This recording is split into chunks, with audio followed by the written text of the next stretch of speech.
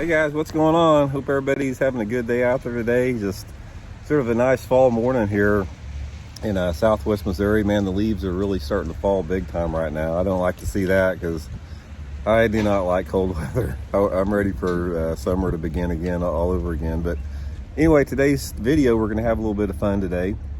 I'm going to show you guys the lure that you're going to have if civilization ever crumbles, collapses, if something happens and the crap hits the fan and you've got to bug out. This one lure, it's probably going to save your life if you have it. And I'll show you guys what it is and how I fish it and that type of stuff.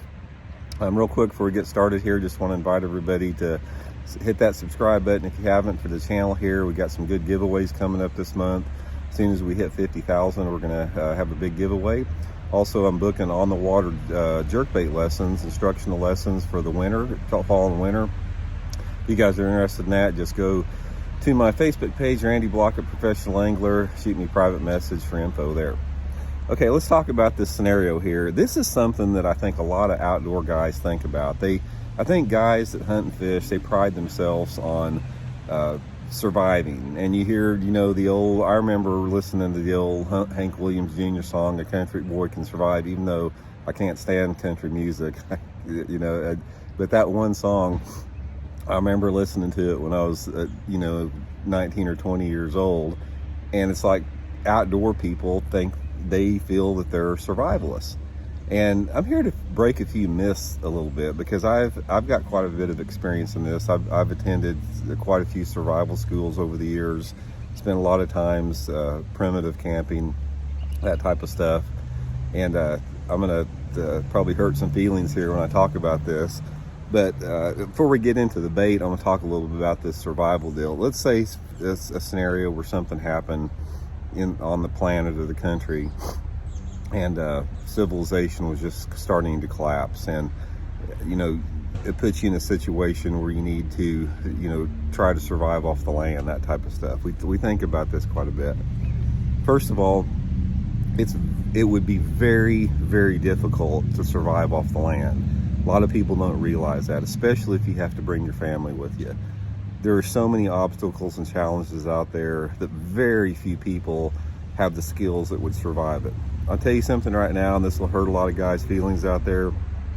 If you think you're a good hunter, if you think you're a good deer hunter or bird hunter or something like that, and that's the only skills you have, you're probably going to be one of the first people that die out there if that's the only skills you have. Because hunting is one of the last really key survival skills to long-term survival. There's a lot of other things more important than that. For example, if you just are going to rely on hunting, say you shoot a deer, what are you going to do with the meat after you eat all that you can? How are you going to preserve the meat? Do you have the skills to preserve that meat over a long period of time? Game is not that easy to find. A lot of times, what if you land in an area that there's just not much game? Your ammunition is going to eventually run out over the long term. So hunting skills are a very small part of survival. The thing that on a survival level, the biggest skill that you can have is to be an herbalist. If you understand plants, you can not only provide yourself with things to eat, but you can also provide yourself with medicine. There's, every plant out there, there's so many medicinal plants, edible plants that most people are unaware of. In a survival situation, if there was some 25-year-old expert marksman, Navy SEAL, or if there was some 75-year-old little 5-foot lady that was an expert herbalist, give me the 75-year-old herbalist any day. I promise you she will last longer in a survival situation than the Navy SEAL that just knows how to hunt. That's the reality of the situation.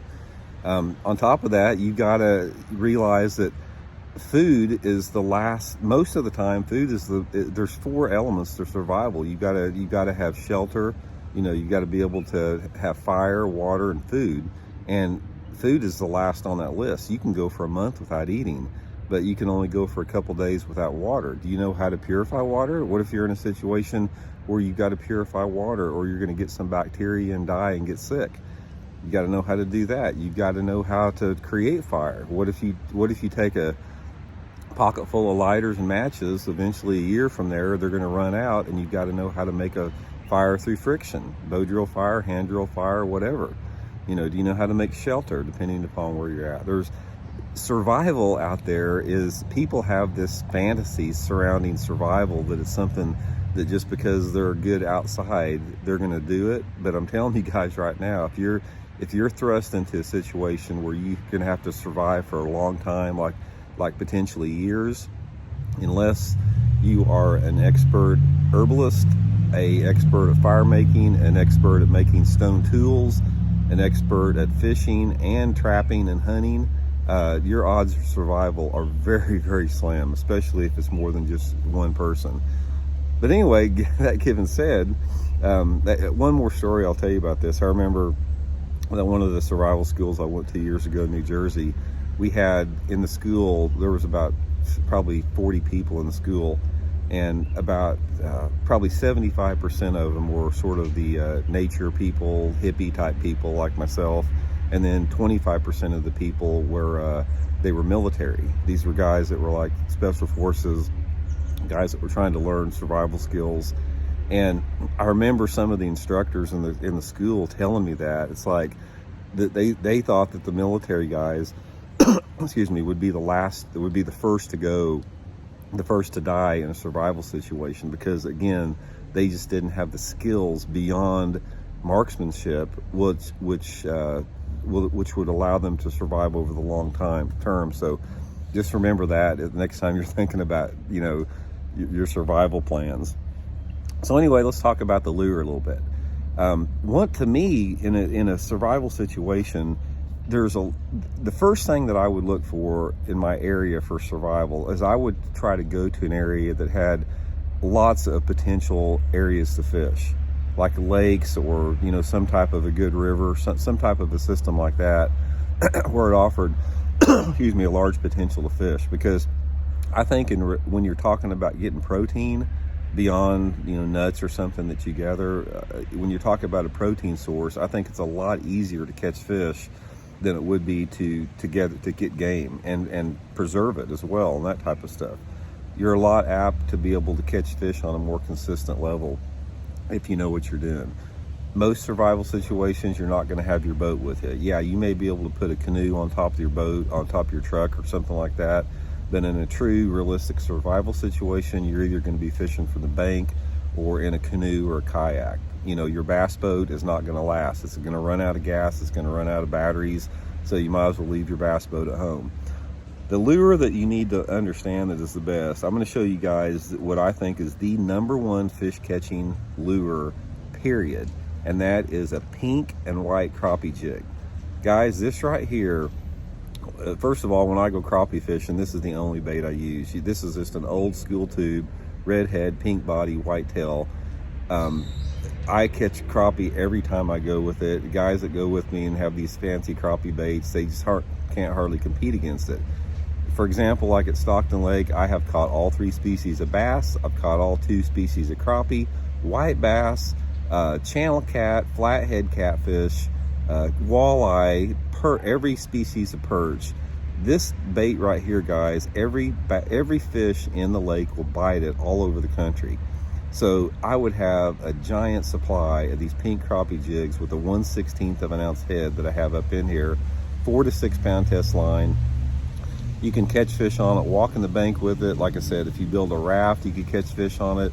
If you had your canoe, you could survive, and you could have, you could get plenty of food with this little crappie jig right here. This is a lifesaver in a survival situation. And also you can pack it. It's not like you have to bring your bass tackle box with you. You could literally have probably a lifetime supply of these in a backpack, that would last you forever. On top of that, you can find a little worm, put a little worm on the hook. You could probably catch catfish with it.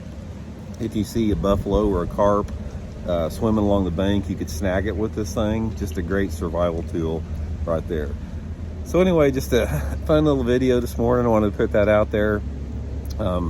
It's like I said, being somebody like myself that has, been outdoors all along, I always think about, okay, if you had to go survive, Randy, how would you do it? How would you go about it?